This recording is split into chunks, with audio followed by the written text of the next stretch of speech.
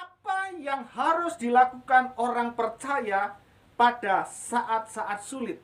Tuhan Yesus Kristus sudah menyediakan polanya bagi kita. Ini adalah fakta yang mengejutkan bahwa baik dalam perjanjian lama maupun perjanjian baru memberikan satu tanda yang sama untuk menanggung masalah. Tuhan mengundang semua orang percaya. Tidak ada beban kesedihan yang akan menghancurkan, yang harus membuat kita tidak bisa berkata-kata. Menangislah kepada Tuhan seperti yang dilakukan oleh Raja Hizkia. Ketika Hizkia tidak tahu harus melakukan apa, tidak tahu harus berkata-kata apa kepada Tuhan, dia menangis di hadapan Tuhan.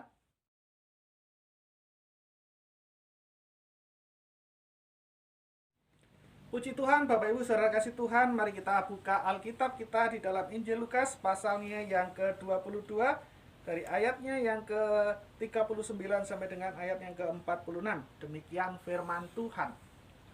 Lalu pergilah Yesus keluar kota, dan sebagaimana biasa ia menuju Bukit Zaitun. Murid-muridnya juga mengikuti dia. Setelah tiba di tempat itu, ia berkata kepada mereka, "Berdoalah supaya kamu jangan jatuh ke dalam pencobaan." Kemudian ia menjauhkan diri dari mereka kira-kira sepelempar batu jaraknya. Lalu ia berlutut dan berdoa katanya, "Ya Bapa, jikalau engkau mau, ambillah cawan ini daripadaku, tetapi bukanlah kehendakku, melainkan kehendakmu lah yang terjadi." Maka seorang malaikat dari langit menampakkan diri kepadanya untuk memberi kekuatan kepadanya. Ia sangat ketakutan dan makin bersungguh-sungguh berdoa. Peluhnya menjadi seperti titik-titik darah yang bertetesan ke tanah.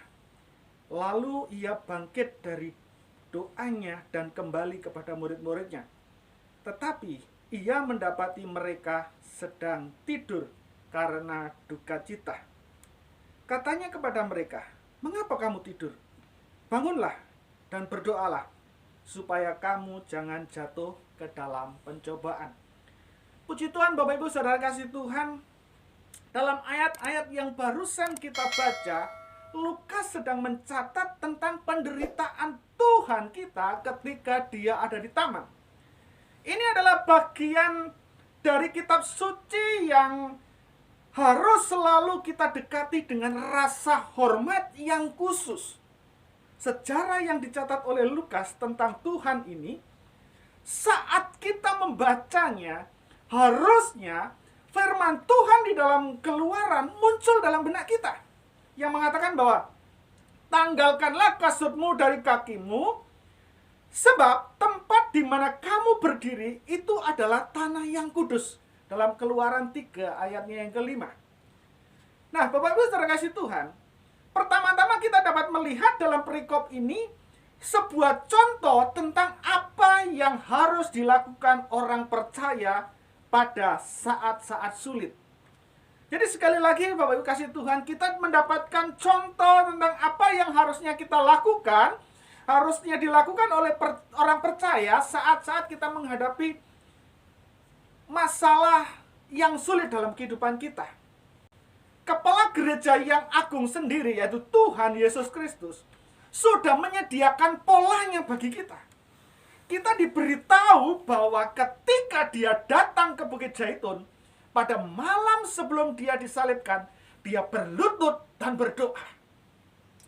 Ini adalah fakta yang mengejutkan bahwa baik dalam perjanjian lama maupun perjanjian baru, memberikan satu tanda yang sama untuk menanggung masalah. Kita bersyukur Bapak kasih Tuhan. Kalau di dalam Alkitab kita, baik dalam perjanjian baru maupun perjanjian lama, ada memberikan satu tanda yang sama untuk kita lakukan ketika kita sedang menghadapi masalah. Dalam Mazmur 50 ayat 15 katakan, "Berserulah kepadaku pada waktu kesesakan. Aku akan meluputkan engkau dan engkau akan memuliakan aku." Tuhan mengundang semua orang percaya, Tuhan mengundang Bapak Ibu Saudara dan saya untuk berseru kepadanya senantiasa untuk setiap keperluan kita, baik di dalam masa-masa yang suka maupun dalam masa-masa kesesakan. Allah ingin mendengarkan setiap doa-doa kita. Allah ingin menolong kita dan membiarkan namanya yang ditinggikan sebagai Allah yang membebaskan umatnya. Nah, Bapak kasih Tuhan, dalam perjanjian baru kita juga bisa perhatikan di dalam Yakobus 5 ayatnya yang ke-13 bagian A. Katakan demikian. Kalau ada seorang di antara kamu yang menderita, baiklah ia berdoa. Nah, Bapak Ibu Saudara kasih Tuhan, bagaimanapun keadaan kita saat ini, apapun yang kita alami hari-hari ini, firman Tuhan dengan jelas mengatakan bahwa kepada kita semua, kalau ada seseorang di antara kamu yang menderita, baiklah ia berdoa. Ada satu pola yang luar biasa yang Tuhan berikan buat kita semua. Doa adalah obat yang digunakan oleh Yakub ketika dia takut pada saudaranya Esau. Doa adalah obat yang digunakan oleh Hizkia ketika surat ancaman Sanherib itu tiba. Dan doa pula adalah obat yang anak Allah sendiri tidak malu untuk menggunakannya pada hari-hari kedagingannya. Pada saat penderitaannya yang begitu luar biasa. Ada yang mengatakan bahwa pada saat penderitaan misteriusnya, dia berdoa.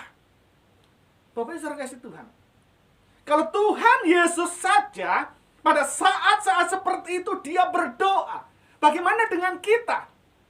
Apakah kita akan mengandalkan kekuatan kita sendiri atau mau mengandalkan Tuhan? Mari Bapak Saudara kasih Tuhan, kita harus berhati-hati agar kita menggunakan obat yang Tuhan berikan bagi kita. Jika kita menginginkan penghiburan dalam penderitaan, saya percaya bahwa tidak ada seorang pun dalam dunia ini yang tidak pernah mengalami namanya penderitaan. Namun mungkin penyebabnya itu berbeda-beda dan kadarnya masing-masing orang itu berbeda. Bapak Ibu Saudara kasih Tuhan, apapun cara bantuan lain yang kita gunakan, marilah kita berdoa terlebih dahulu. Sebelum kita melakukan hal-hal yang lain, ayo mari yang pertama kali kita lakukan, kita berdoa terlebih dahulu. Oleh karena itu Bapak kasih Tuhan, tidak salah kalau pagi ini, hari ini, Bapak Ibu Saudara yang kasih Tuhan, mengawali hari Anda, mengawali hari-hari Bapak Ibu Saudara semua dengan doa. Kita berdoa bersama-sama. Apapun yang kita pakai, alatnya, sarananya, bentuknya seperti apa, yang jelas pagi hari ini kita akan mengawali hari kita dengan doa. Bapak Ibu, ingat bahwa teman pertama yang harus kita tuju ketika kita mengalami kesesakan atau mengalami hal apapun, yang seharusnya kita tuju adalah Tuhan. Sekali lagi, bahwa teman pertama yang seharusnya kita tuju ketika kita mengalami kesesakan dalam hidup kita adalah Tuhan. Bukan mencari pertolongan ke tempat yang lain. Dan pesan pertama yang harus kita kirimkan seharusnya ditujukan kepada takhta kasih karunia-Nya. Bapak Ibu, tidak ada depresi roh yang akan menghalangi kita. Tidak ada beban kesedihan yang akan menghancurkan, yang harus membuat kita tidak bisa berkata-kata. Ini adalah alat utama setan untuk memberi orang yang menderita alasan palsu untuk tetap diam di hadapan Tuhan. Setan akan mempengaruhi kita, akan membuat sedemikian rupa caranya supaya kita ketika dalam kesedihan, dalam kesesakan, kita tidak datang pada Tuhan. Supaya kita tidak berkata-kata kepada Tuhan. Itulah yang dilakukan oleh setan, Bapak kasih Tuhan. Supaya kita tetap diam di hadapan Tuhan, gak ngomong apa-apa, gak mau datang kepada Tuhan. Mari kita waspada terhadap godaan untuk merenungkan luka-luka dengan kepilihan hati. Atau dengan kata lain, mari kita waspada supaya kita tidak terlalu mengasihani diri kita. Bapak Ibu, Jika kita tidak dapat mengatakan apa lagi kepada Tuhan, tidak dapat mengatakan apa-apa kepada Tuhan, menangislah kepada Tuhan seperti yang dilakukan oleh Raja Hizkia dalam Yesaya pasal ke-38. Ketika Hizkia tidak tahu harus melakukan apa, tidak tahu harus berkata-kata apa kepada Tuhan, dia menangis di hadapan Tuhan. Bapak Ibu Saudara, apa yang kita hadapi hari-hari ini? Mungkin kita tidak mampu berkata apa-apa, tapi bukan berarti kita tidak bisa datang kepada Tuhan. Datanglah dan menangislah di hadapan Tuhan. Dan percayalah bahwa tangan kuat Tuhan itu akan menolong kita.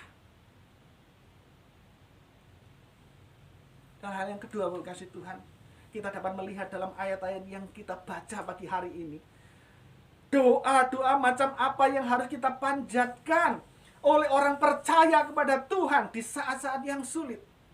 Sekali lagi Bapak Ibu Saudara yang kasih Tuhan, Tuhan Yesus sendiri memberikan teladan kepada umatnya. Tuhan katakan, Bapa, jika engkau mau, ambillah cawan ini daripadaku. Tetapi bukanlah kehendakku, melainkan kehendakmu lah yang terjadi.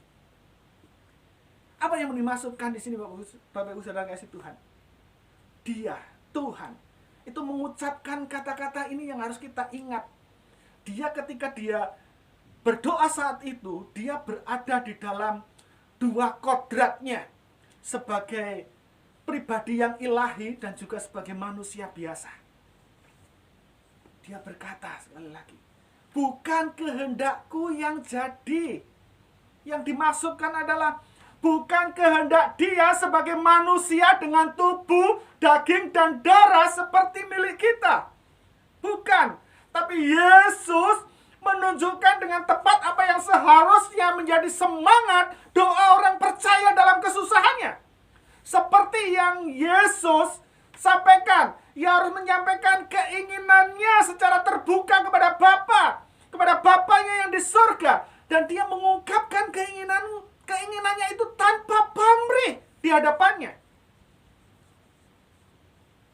Tetapi seperti Yesus, ia melakukan semuanya dengan penyerahan kepada Tuhan sepenuhnya. Dari Yesus menyerahkan kehendaknya sepenuhnya kepada Tuhan. Dia tidak boleh lupa bahwa mungkin ada alasan yang bijaksana dan baik untuk penderitaannya. Kita pun juga harus melakukan yang sama, Bapak kasih Tuhan. Kita menyerahkan kehendak kita, keinginan kita sepenuhnya kepada Tuhan. Kita tidak boleh lupa bahwa ada rencana yang jauh lebih baik daripada rencana kita. Rencana yang jauh lebih indah daripada rencana kita, yaitu rencana Tuhan. Penyerahan wasiat seperti ini merupakan salah satu rahmat paling cemerlang yang dapat menghiasi karakter Kristiani kita. Bapak Ibu kasih Tuhan, itulah tujuan yang harus kita tuju, yang harus dituju oleh seorang anak-anak Tuhan, bahwa kita harus seperti Kristus. Dalam segala hal kita harus meneladani Kristus. Yang sering terjadi dalam kehidupan kita justru seperti ini, Bapak kasih Tuhan. Bukan kita menyerahkan kehendak kita kepada Tuhan. Kita sering berdoa tidak seperti doanya Tuhan Yesus. Kita berdoa seperti ini, Bapa, itu kehendakmu. Ini kehendakku. Jadilah kehendakku menjadi kehendakmu. Memaksakan diri. Itulah kita, Bapak kasih Tuhan. Seringkali kita memaksakan diri, memaksakan kehendak kita menjadi kehendaknya Tuhan. Kita memaksakan diri dengan idealisme kita. Loh, itu kan iman, itu kan imanku. Aku percaya dengan iman, bla bla bla dan lain sebagainya, pasti akan terjadi. Dan apa yang terjadi, Bapak kasih Tuhan? Jika yang terjadi tidak sama dengan apa yang kita doakan, ujung-ujungnya kita akan kecewa. ujung-ujungnya kita akan menyalahkan Tuhan. Ujung-ujungnya kita akan sakit hati. Kita ngambek dan tidak mau beribadah lagi kepada Tuhan. Dengarkan baik-baik Bapak Ibu Saudara kasih Tuhan. Anda taat kepada Tuhan. Anda tidak kecewa dengan Tuhan. Anda tidak sakit hati dengan Tuhan. Tuhan tidak untung apa-apa. Yang diuntungkan adalah Anda sendiri. Begitu juga sebaliknya. Anda kecewa dengan Tuhan. Anda sakit hati dengan Tuhan. Anda meninggalkan Tuhan. Tuhan tidak rugi apa-apa. Yang rugi itu kita sendiri.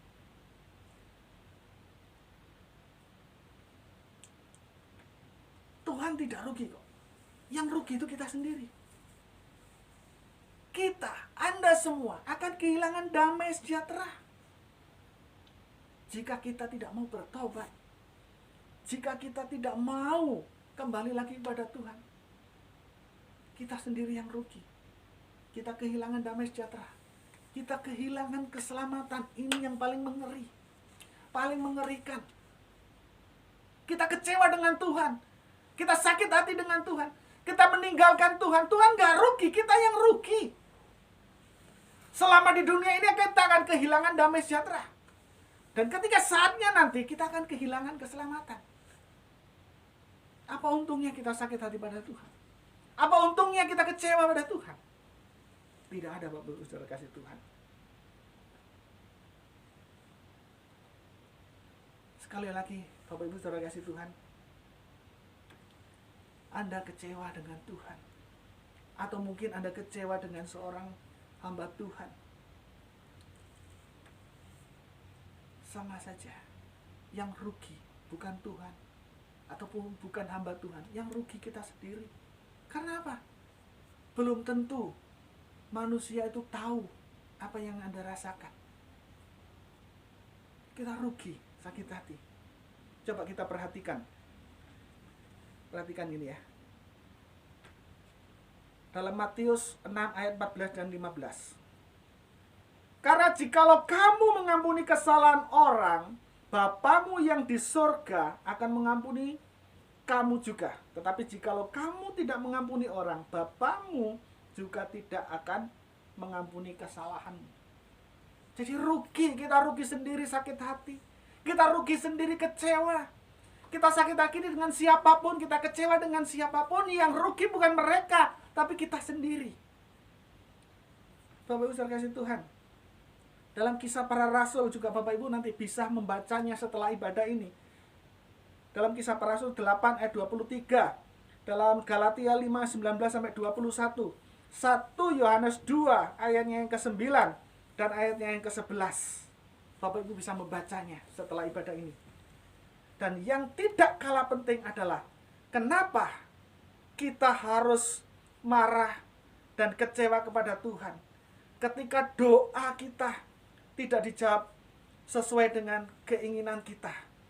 Tuhan itu tahu mana yang terbaik buat kita. Dan Tuhan itu memiliki rancangan yang lebih indah. Jadi Bapak Ibu Saudara kasih Tuhan, ketika doa-doa kita tidak dijawab oleh Tuhan, atau jawabannya tidak sesuai dengan yang kita doakan, jangan kecewa dengan Tuhan. Karena Tuhan tahu yang terbaik, yang indah, yang istimewa bagi kita. Mari Bapak Ibu Saudara kasih Tuhan, sekali lagi perhatikan dan teladani dari doa Tuhan Yesus. Bukan kehendakku, tetapi jadilah kehendakmu. Pergumulanmu, pergumulan kita juga pergumulannya. Karena Dia mengasihi kita. Dia tahu yang terbaik untuk kita. Tuhan Yesus memberkati kita semua. Mari kita tundukkan kepala kita di hadapan Tuhan. Terima kasih Bapa. Terima kasih Tuhan, kami bersyukur buat pagi hari ini. Terima kasih Tuhan.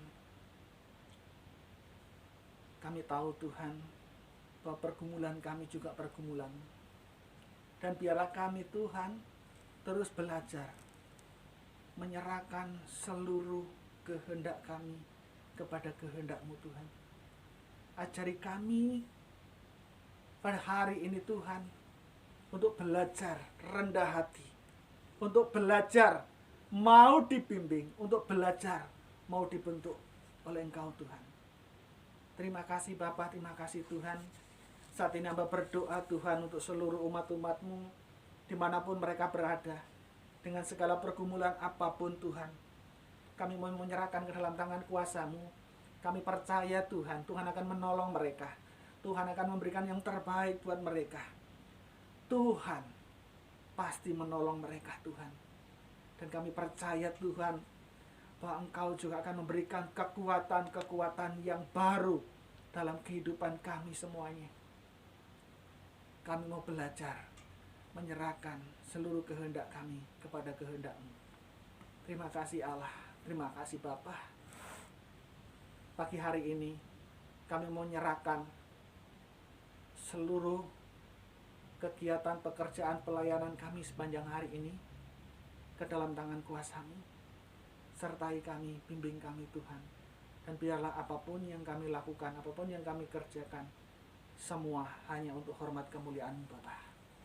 Terima kasih Bapa, terima kasih Tuhan. Berkati kami semua Tuhan, berkati kami. Mari Bapak Ibu Saudara yang kasih Tuhan, kita mengangkat tangan kita di hadapan Tuhan dan menerima berkat Tuhan. Kiranya damai sejahtera dari Allah Bapa, dari Tuhan Yesus Kristus akan menyertai kita mulai pagi hari ini sampai selama-lamanya. Sampai Tuhan Yesus datang kembali menjemput kita. Yang percaya terima berkat, mari sama-sama katakan amin. Puji Tuhan, selamat pagi Bapak Ibu Saudara kasih Tuhan. Selamat beraktivitas, Tuhan Yesus memberkati.